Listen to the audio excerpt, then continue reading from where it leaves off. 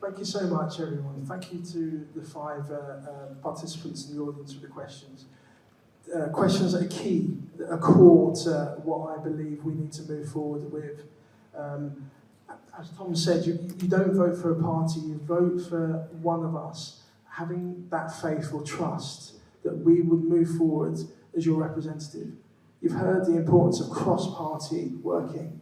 Pulling together is my tagline, if you like, is my motto. We have to do that. The period of politics that's dividing and decisiveness, we've got no choice but to move on from that. I think we'd all agree that there are systematic problems in our constituency and across the UK. These systematic problems have existed for at least 20 years, and merely switching sides at every election, in my view, is not going to change anything.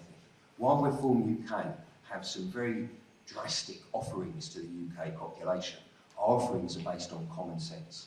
Our contract with the people is the only manifesto, and I'm not supposed to use that word, but it's the only manifesto that actually sets out a clear plan for each section of government department.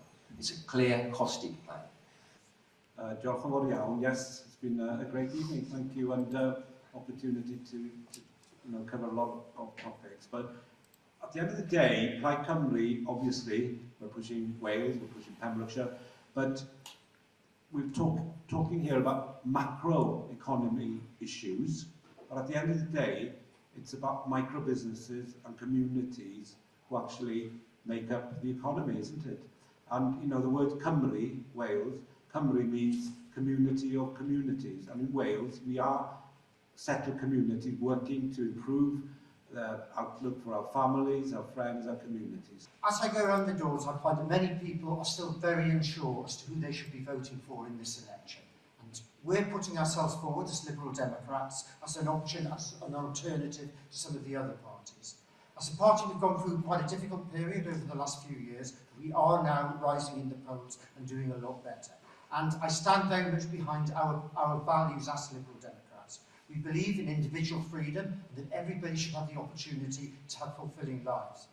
We believe in social justice, and that's so important in Pembrokeshire, where we have the 4th highest level of child poverty in Wales, which is absolutely disgraceful. We're an internationalist party, and we believe we should work with overseas countries to tackle all of our problems. And we're concerned about having a sustainable future and tackling the climate and the nature crisis. I think it's really important that we try and re-engage people in that political process, because after nearly 20 years of a Conservative MP in this county and nearly 14 years of Tory government in Westminster, it's time for a change. And I have the skills, energy and ability to put Pembrokeshire at the forefront of Labour's plan for Pembrokeshire.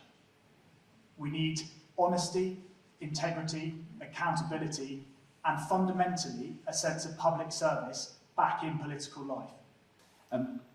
I've spent 5 weeks talking to hundreds and hundreds of people on their doorsteps and in shops and in pubs across Pembrokeshire. I have never known, in all of the 7 elections I've worked on in Pembrokeshire, the levels of disillusion, frustration, anger at times towards not just my party at Westminster, Labour in Cardiff. That's the reality that's out there. As we have demonstrated in the discussion that we've had tonight, the challenges facing our communities here in Pembrokeshire and our nation continue to mount.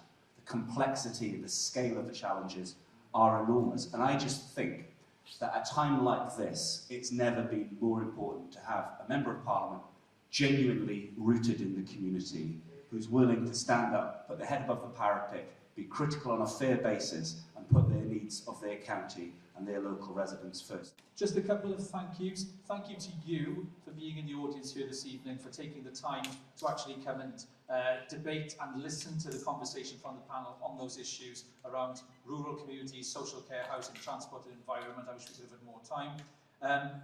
Our gratitude to the college for hosting us, for staying open, for keeping us in this safe place, a place of learning, a place of skill, and a place of opportunity for our